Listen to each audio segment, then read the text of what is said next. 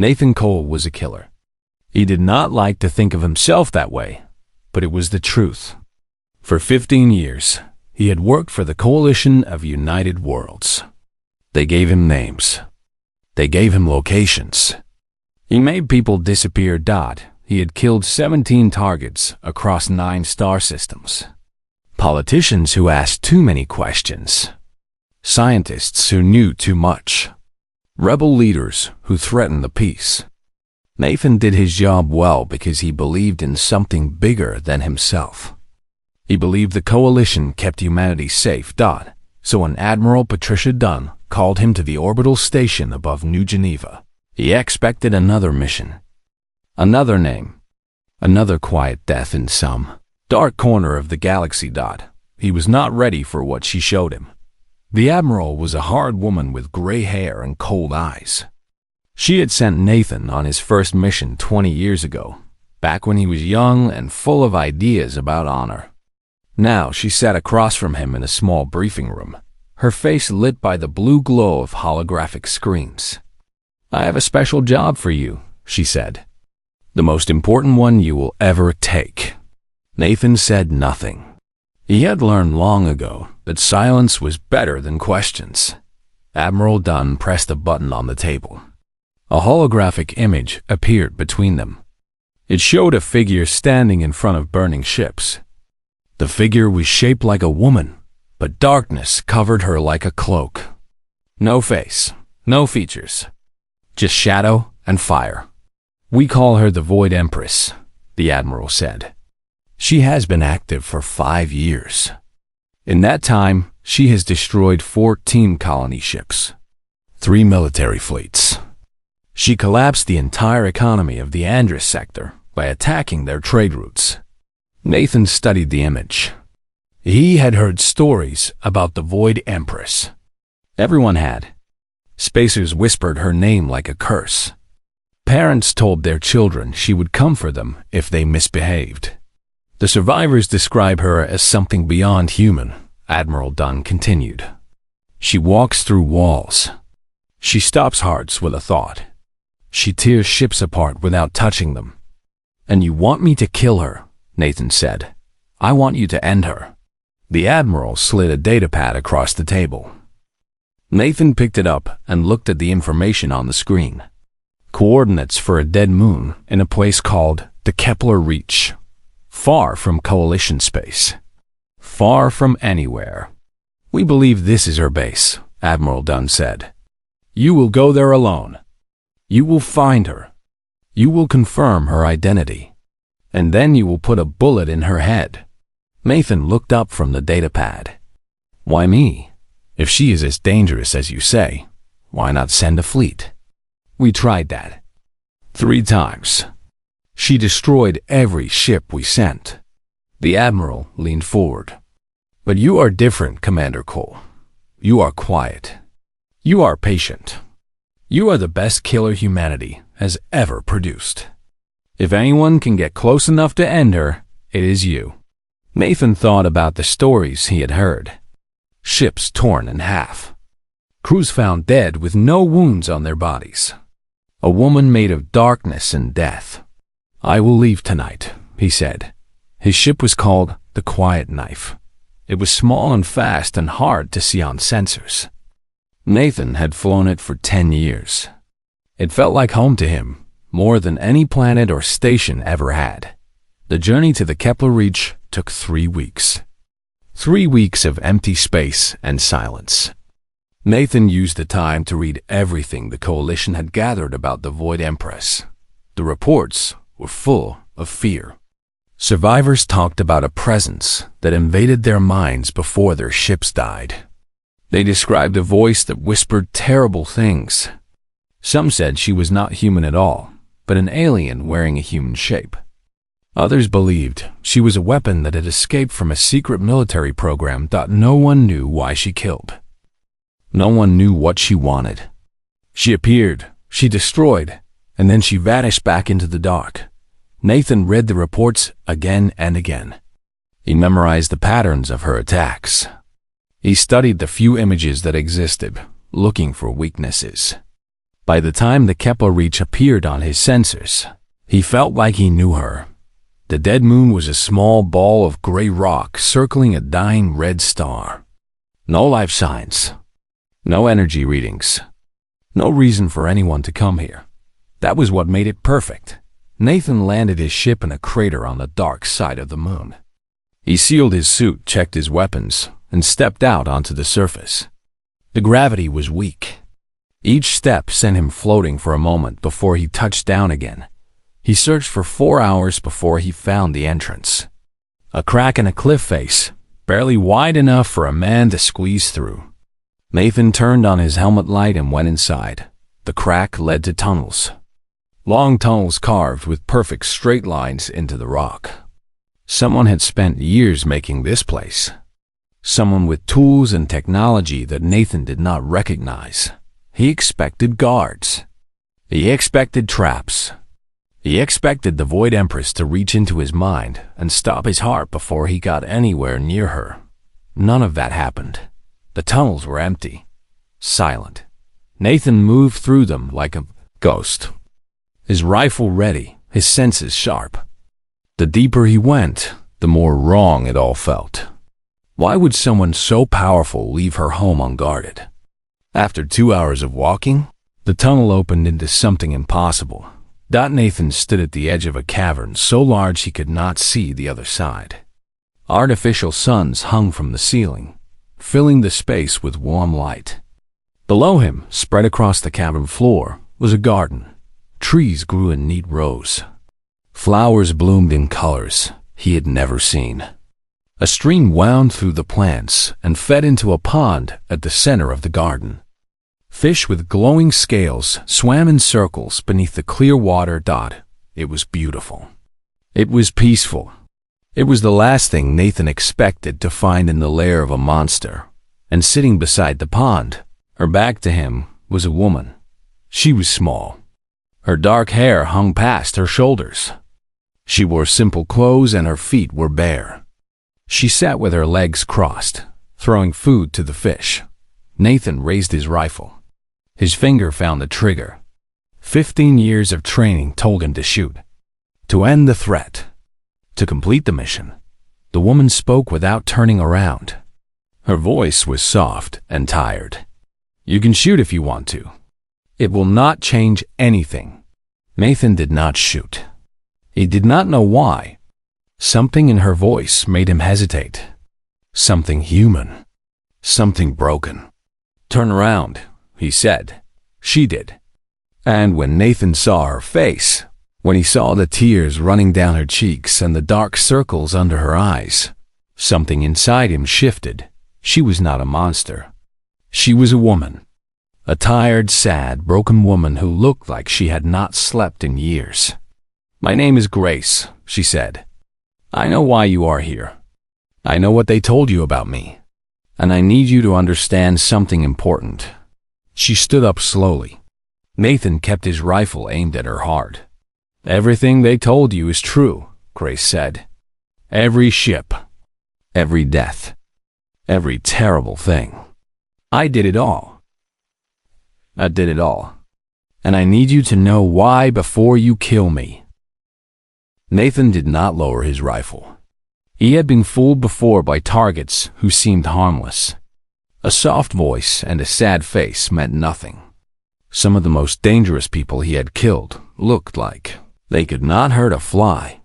But something about this woman made him wait. Maybe it was the way she stood there without trying to run. Maybe it was the emptiness in her eyes. She looked like someone who had given up a long time ago. Talk, Nathan said. But if you move toward me, I will shoot. Grace nodded slowly. She walked to a nearby tree and picked a piece of fruit from its branches. Her movements were calm and careful. She did not seem afraid of the weapon pointed at her chest. Do you know what a quantum empath is? She asked. Nathan had heard the term before. Scientists talked about it sometimes. The idea that certain humans might be born with brains that could touch the fabric of reality itself. Most people thought it was nonsense. A fairy tale. Something from old science fiction stories. It is supposed to be impossible, he said. The coalition thought so too, until they found children who could do it. Grace bit into the fruit. Juice ran down her chin. I was one of those children. She wiped her mouth and continued. I was born on a mining station called Harvest Colony. My parents worked in the ore processing plants. We were poor. Everyone there was poor. But we were happy. Her voice changed when she talked about her parents, softer, sadder. When I was 7 years old, men in military uniforms came to our home. They told my parents I had been selected for a special education program. They said I showed remarkable potential. They promised to send money every month and give me the best training the coalition could offer. She dropped the half-eaten fruit on the ground. My parents cried with joy. They thought they were saving me from a life of hard work and poverty. They did not know they were handing me over to monsters. Nathan felt the first crack in his certainty. He had heard rumors about secret coalition programs. Black sites where scientists did terrible things in the name of progress. He had always told himself those stories were lies spread by enemies of humanity.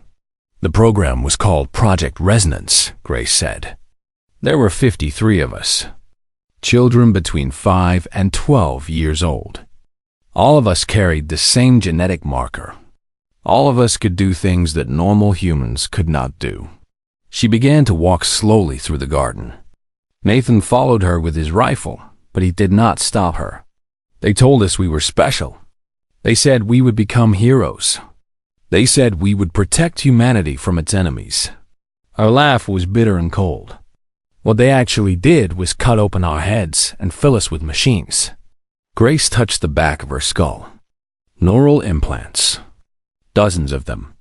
They let me connect with the quantum field, reach out with my mind, touch things that were far away. Touch them how? Nathan asked. In any way I wanted. Grace stopped beside a flower and looked at it. The flower was blue with red spots on its petals. I could move objects without touching them. I could see through walls. I could reach inside a machine and make it stop working. She turned to face him. And I could reach inside a person and stop their heart. Nathan tightened his grip on the rifle. Here it was. The truth of what she was. A weapon in human form. The training lasted 15 years, Grace continued. 15 years of pain and experiments and learning to kill. By the time I was 22, I was the only one left. The others died from brain damage or went insane or killed themselves. I was the success story. The proof that humanity could create a god. She spat the last word like it tasted bad. They deployed me for the first time against the Navari hegemony. Do you remember the Battle of Crimson Reach? Nathan remembered. Every soldier remembered. The coalition fleet had been outnumbered 3-1. Victory had seemed impossible. But somehow, against all odds, the Navari ships had gone silent. The battle was over in minutes. The history books call it a miracle, Grace said. There was no miracle. There was me, sitting in a locked room on a carrier ship, reaching out with my mind and stopping the hearts of every Navari soldier in their fleet. Nathan felt sick. 8,000 enemy soldiers had died in that battle. He had celebrated their deaths along with everyone else. I killed them all in less than a minute. 8,000 people. 8,000 lives ended because someone in a uniform told me they were evil. Grace's voice cracked. I was 22 years old. I did not even question the order. She sat down on the grass near the pond. Nathan did not move. His arms were getting tired from holding the rifle, but he did not lower it. They used me for 7 years after that. Every time the coalition faced an enemy they could not beat, they brought me out. I killed thousands of people, soldiers, politicians, scientists, anyone they pointed me at. Tears were running down her face now. She did not bother to wipe them away. I told myself it was necessary. I told myself I was protecting innocent people. I told myself the ends justified the means. And then I found out about Project Cascade. Grace reached into her pocket. Nathan almost fired, but she moved slowly. She pulled out a small data chip and held it up so he could see it. "This contains everything," she said. "Documents, research notes, communications between admirals and senators, the whole ugly truth about what the coalition is planning." "And what is that?" Nathan asked. Grace looked at him with eyes full of pain. "They want to make more weapons like me. Not by accident, like they found me, but on purpose. They developed a way to modify human embryos to give them the genetic marker that makes quantum empathy possible." She stood up and held the chip out toward him. "Project Cascade. That is what they call it. The plan is to seed every colony world with modified embryos.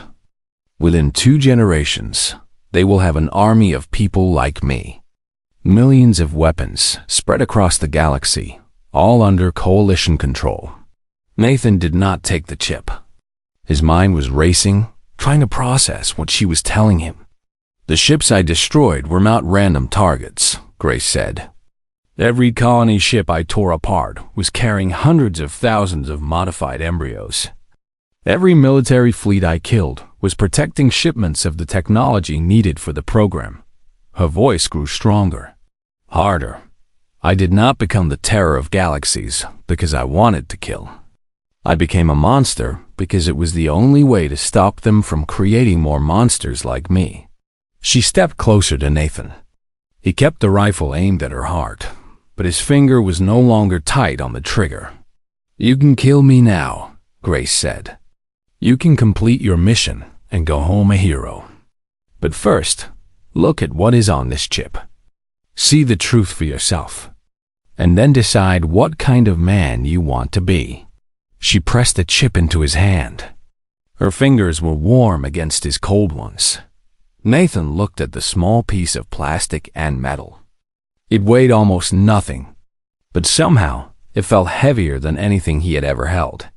"Why are you telling me this?" he asked. "Why not just kill me like you killed all those others?" Grace smiled. It was a sad smile, full of tiredness and loss. "Because I am done killing unless I have no other choice.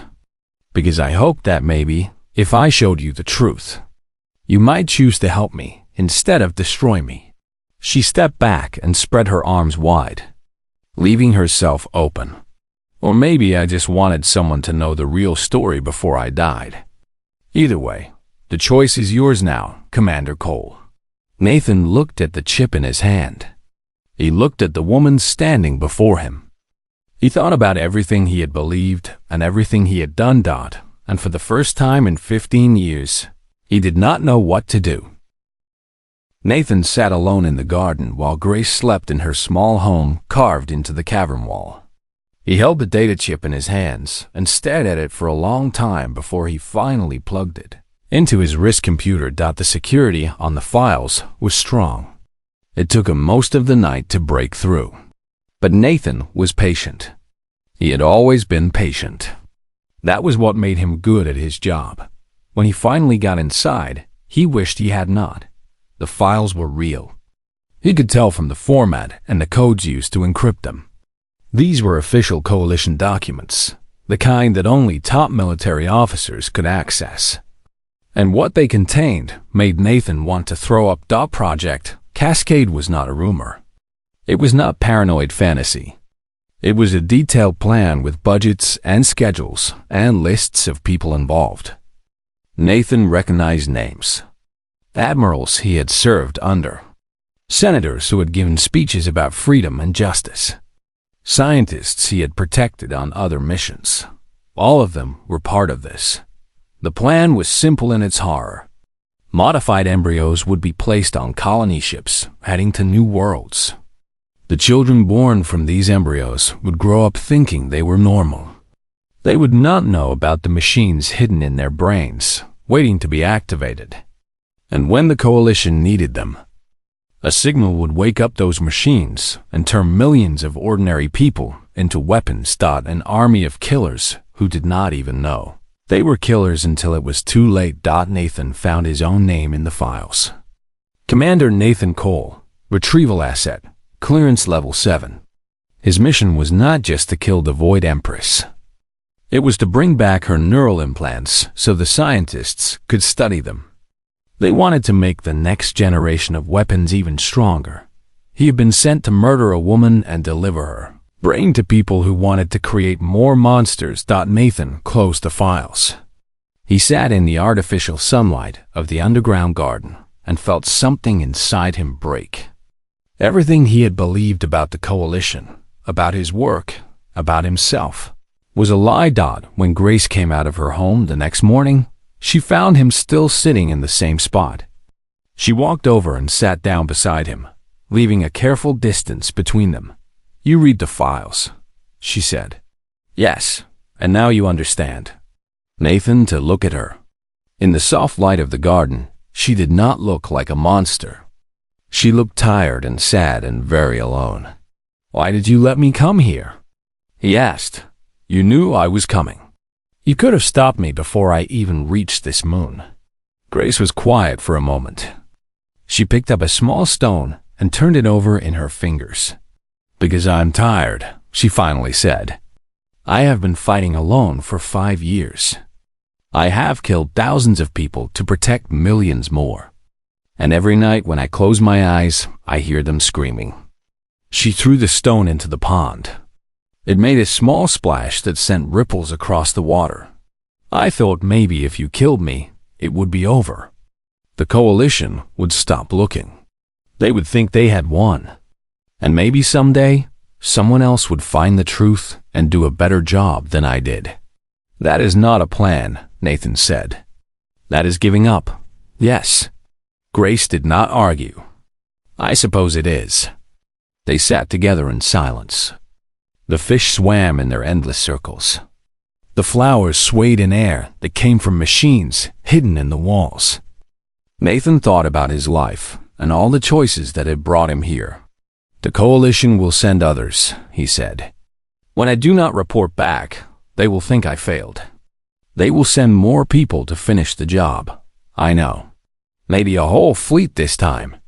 Enough ships and soldiers to make sure you cannot escape. I know that too." Nathan stood up and walked to the edge of the pond. He saw his reflection in the water, broken up by the swimming fish. "You cannot fight them forever," he said. "Not by yourself." Grace rose and stood beside him. "Then what do you suggest?" "I have tried everything else. I cannot tell the public the truth because the Coalition controls all the news. I cannot go to other governments because they are afraid of the Coalition. I cannot stop fighting because they will finish Project Cascade and create their army." Nathan turned to face her. "You could trust someone else to help." The words hung in the air between them. Grace stared at him with wide eyes. "Why would you help me?" "I am your mission. I am the enemy. I am everything you have been trained to destroy." Nathan thought about his answer carefully. "Because I spent my whole life believing I was serving something good," he said. "I killed people because I trusted my commanders. I followed orders because I thought the Coalition stood for justice. They used that trust to turn me into a murderer." He reached out and took her hand. Her skin was warm. Her fingers trembled slightly.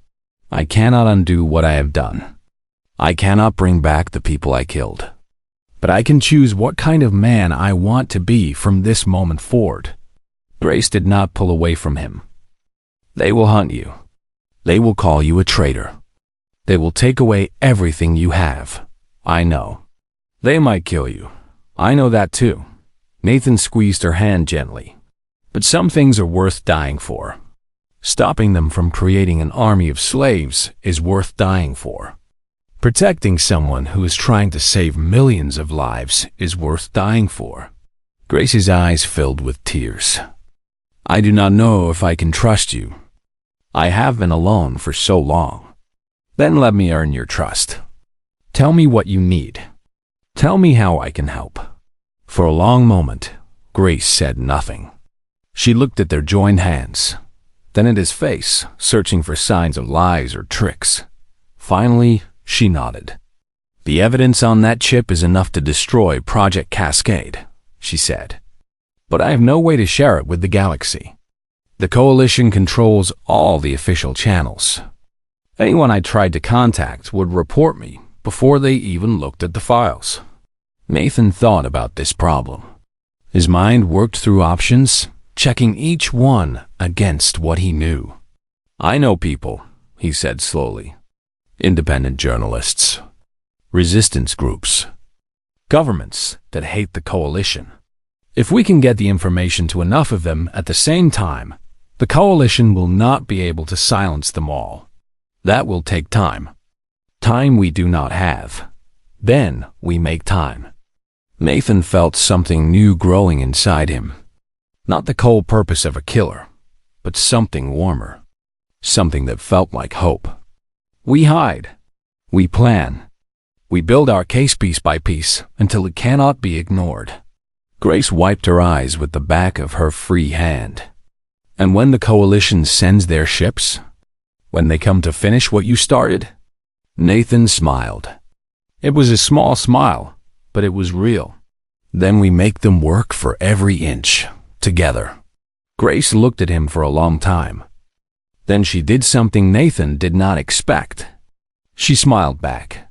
"Together," she repeated. "I have not had a partner in 5 years. I forgot what it feels like." "Neither have I," Nathan said. "I guess we will figure it out as we go." They stood by the pond as the artificial suns moved slowly across the cavern ceiling. Two broken people who had found something worth fighting for in each other. The war was coming. Nathan knew that. The Coalition would not give up easily. There would be blood and death and hard choices ahead. But for the first time since he had started this mission, Nathan felt like he was on the right side. And that feeling, small as it was, made all the difference. The Coalition ships arrived 2 weeks later. Nathan and Grace watched them from a hidden room near the surface of the dead moon. They had spent the past 14 days preparing for this moment. Nathan had sent copies of the Project Cascade files to every contact he could reach. Journalists, rebel groups, foreign diplomats. The information was spreading through secret channels across the galaxy. But they needed more time. And time had just run out. 3 destroyers and a carrier, Nathan said, looking at the sensor readings. Admiral Dunn is leading them personally. Grace stood beside him with her eyes closed. She was reaching out with her mind, touching the ships in orbit. 200 soldiers on the carrier. Heavy weapons. Powered armor. She opened her eyes. They are carrying neural disruptors. Machines designed to block my abilities. Can you fight through them? For a while, but not forever. Nathan had expected this. The Coalition had fought Grace before. They would have learned from their mistakes. This time, they had come prepared. Then we stick to the plan, he said. We do not try to win. We just need to survive long enough for the truth to spread. Grace nodded. Her face was pale but determined. I will not kill them unless I have no choice. I am done being what they made me. I know. Nathan checked his rifle and the grenades on his belt. Let us hope it does not come to that. The Coalition soldiers landed on the surface 6 hours later. 50 men in heavy armor spread across 3 drop ships. They moved toward the crack in the cliff face that led to the tunnels below. Nathan watched them on the security cameras he had placed around the entrance. Admiral Dunn was not with the ground team. She stayed on her ship in orbit, watching from safety. Smart. If Grace wanted to kill her, she would have to reach through the fleet first. First team is entering the tunnels, Nathan said into his radio. Grace was in a different part of the base, ready to move when he gave the signal. I see them, she replied. 12 soldiers. Neural disruptors active. Can you slow them down? I can try. Through the cameras, Nathan saw the lead soldiers stumble and fall. Their helmet lights flickered. One of them screamed something about voices in his head. The others stopped, confused and afraid. They are fighting it, Grace said. Her voice was strained. The disruptors are not blocking me completely, but they make everything harder. Like trying to run through deep water. Do what you can. I will handle the rest. Nathan moved through the tunnels like a shadow. He knew this place now. He had spent 2 weeks learning every path and corner. The Coalition soldiers did not know the terrain. That was his advantage, thought he found the first group in a narrow passage. They were still recovering from whatever Grace had done to them. Nathan threw a flash grenade and moved in while they were blind. 3 soldiers went down before the others. Even knew he was there. The rest opened fire, but Nathan was already gone, slipping through a side tunnel and circling around behind them. This was what he was good at. This was what 15 years of training had made him. Not a soldier who stood and fought. A ghost who appeared, struck, and vanished. The battle for the tunnels lasted 3 days. Nathan used every trick he knew. He collapsed passages behind the enemy, cutting off their retreat. He led them into dead ends and picked them off one by one. He planted traps that made them afraid to advance. Grace supported him when she could. She jammed their radios and confused their sensors. She put pressure on their minds that made them jump at shadows. She was not killing anyone, but she was making them miserable. By the 3rd day, only 15 soldiers remained. They had retreated to the outer chambers of the garden cavern, waiting for reinforcements that would not come. Admiral Dunn's voice echoed through the tunnels on a speaker system. Commander Cole, I know you can hear me. You have been charged with treason against the Coalition of United Worlds. Surrender the target and you will receive a fair trial. Continue to resist and you will be executed alongside the terrorist you have chosen to protect. Nathan was hiding in a small cave above the enemy position. Grace crouched beside him, her face gray with exhaustion. I can end this, she whispered. One push, and I can stop all their hearts. No, Nathan, they will kill us both. The disruptors are getting stronger. I cannot hold them off much longer. He took her hand. Her fingers were cold and shaking. I did not come this far to watch you become what they say you are. Grace closed her eyes. Then what do? We cannot fight anymore. We cannot run. There is nowhere left to go. Nathan opened his mouth to answer, but before he could speak, something strange happened. Admiral Dunn's voice cut off in the middle of a word. Static filled the speakers. Then a new voice came through, one that Nathan did not recognize. This is Director Amanda Walsh of the Independent Colonial Press. What you are about to hear is the truth that the Coalition has hidden for decades. Nathan and Grace looked at each other. The files. Someone had finally gone public. The speakers played everything. Documents about Project Cascade. Recordings of admirals discussing the plan. Testimony from scientists who had worked on the program. The whole ugly truth, broadcast for every soldier in the tunnels to hear. Nathan crawled to the edge of his hiding spot and looked down at the Coalition troops. They had stopped moving. Some of them had taken off their helmets and were staring at the speakers with shock on their faces. They are listening, Grace said. Her eyes were wide with hope. They are actually listening. Through the speakers, Amanda Walsh continued. The woman you call the Void Empress has been fighting alone to stop this program.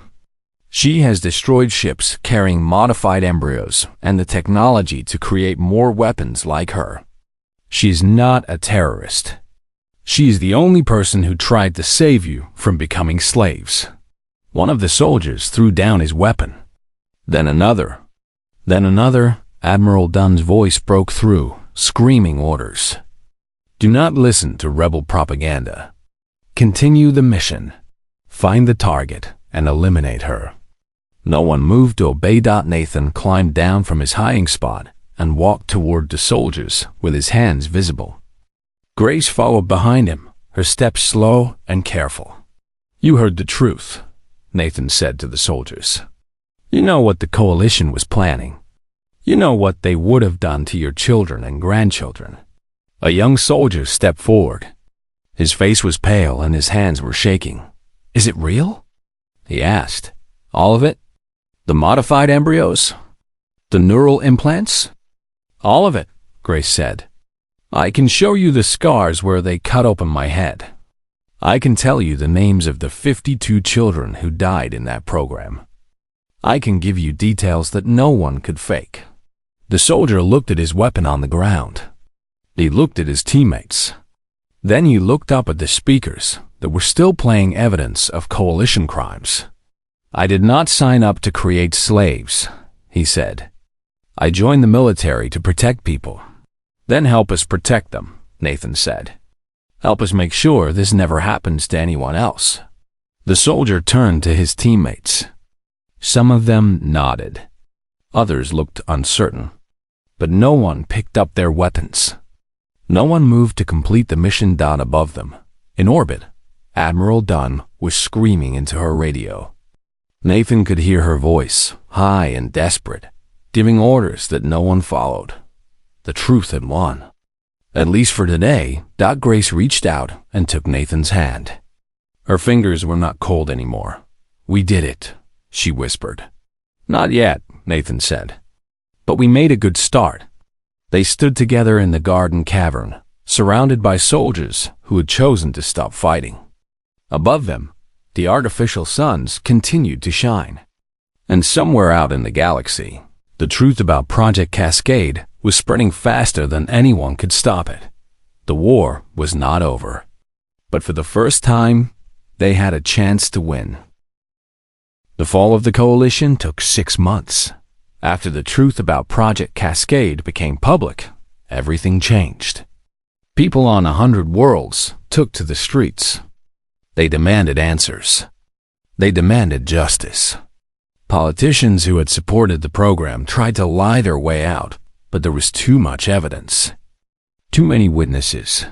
Admiral Dunn was arrested on her own ship when her crew refused to follow her orders. Other admirals and senators followed soon after. Some tried to run, but there was nowhere to hide. The galaxy had seen what they were planning to do, and the galaxy would not forgive. Grace testified before an international court. She spoke for 14 hours without stopping. She told them everything about Project Resonance and what had been done to her as a child. She listed the names of every person she had killed and explained why she had made those terrible choices. When she finished, the judges sat in silence. The room was quiet, except for the soft sound of people crying. "The court finds you guilty of the deaths of 14,217 people," the head judge said. "However, we also recognize that you were a victim of unimaginable abuse and that your actions prevented a far greater tragedy." He looked at Grace with something like respect in his eyes.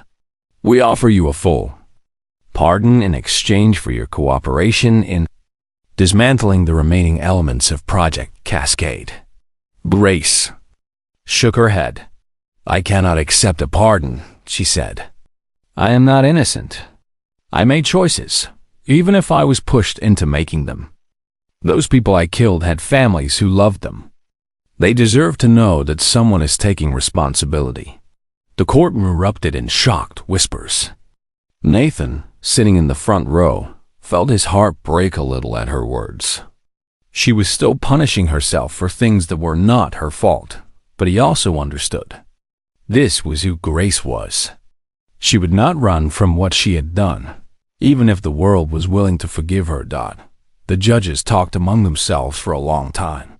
Finally, they reached a decision. The court sentences Grace to community service for the rest of her natural life.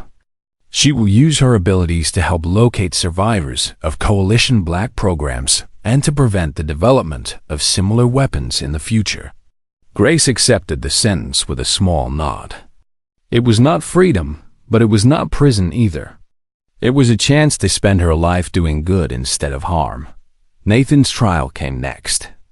It was shorter. His crimes were more clear. He had betrayed his orders, helped an enemy of the state, and committed treason against the government he had sworn to serve. The jury found him guilty on all counts, but when it came time for sentencing, something unexpected happened. The head judge looked at Nathan with an expression that was almost kind. "Commander Cole, you have been found guilty of treason.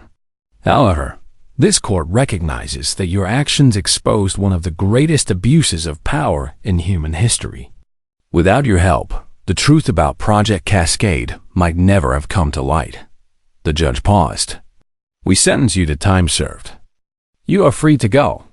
Nathan stood in the courtroom, not quite believing what he had heard. Free. After everything he had done.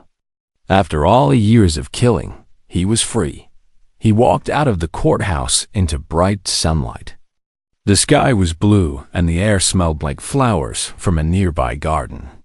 It was the first time he had been outside in months. Grace was waiting for him on a bench near the courthouse steps. She was wearing simple clothes, her dark hair pulled back from her face.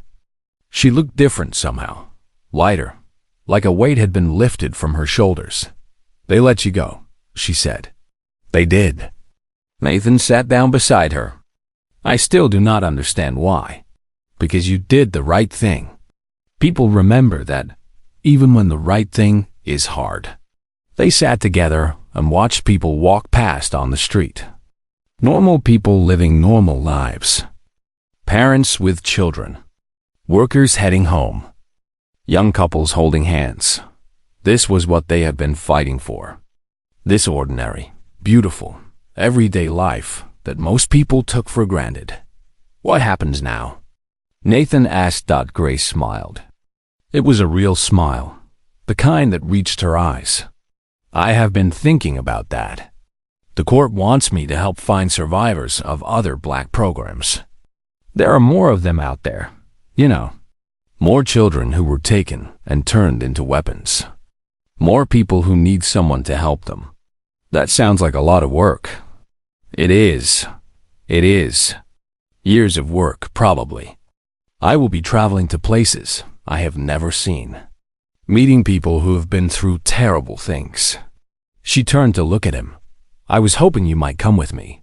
Nathan had thought about this moment during the long months of waiting for trial. He had imagined all the things he might do with his freedom. Go back to his home world. Find a quiet place to live. Try to forget everything that had happened. But sitting here next to Grace, looking at the hope in her eyes, he knew there was really only one choice. "Someone has to keep you out of trouble," he said. Grace laughed. It was a beautiful sound, full of life and joy. "Is that a yes?" "That is a yes." She took his hand. Her fingers were warm. They sat together on the bench as the sun moved across the sky. Two broken people who had found each other in the darkest possible circumstances. They left the capital city the next week. Their first destination was a small planet on the edge of known space, where rumors said a group of psychic children had escaped from a coalition facility years ago. The children would be adults now, if they had survived. They would need help adjusting to normal life. Nathan flew while Grace watched the stars through the window. The ship was small and old, nothing like the military vessels he used to command. But it felt right somehow. Simple and honest. "Do you think we can really help them?" Grace asked. "The survivors, I mean. After everything they have been through?" Nathan thought about his answer. "I do not know. But I think we have to try. We owe them that much." Grace nodded slowly. "We owe them everything." The ship jumped to faster than light speed, and the stars stretched into lines of light. Ahead of them lay years of work, of finding lost people and helping them heal. It would not be easy. Nothing worthwhile ever was, but Nathan was not afraid. He had spent his whole life following orders, being a weapon in someone else's hand. Now, for the first time, he was choosing his own path. He was choosing to help instead of hurt. And he was not alone. Grace reached over and squeezed his hand. She did not say anything. She did not need to. They both understood what this moment meant. The terror of Galaxies and the man sent to kill her. Two people who should have been enemies. Two people who had found something worth living for in each other. The galaxy was vast and full of pain, but it was also full of possibility. Full of people who needed help. Full of wrongs that could still be made right. Nathan set course for their destination and let himself smile. The past was behind them. The future was unknown. But the present moment, here in this small ship with Grace beside him, was exactly where he wanted to be. They had both been weapons once. Now they would be something better. Now they would be healers. And that, Nathan thought, was the best ending to any story. Not victory or revenge or glory. Just two people, choosing to be kind in a universe that had shown them only cruelty. Just two people, together, flying toward hope.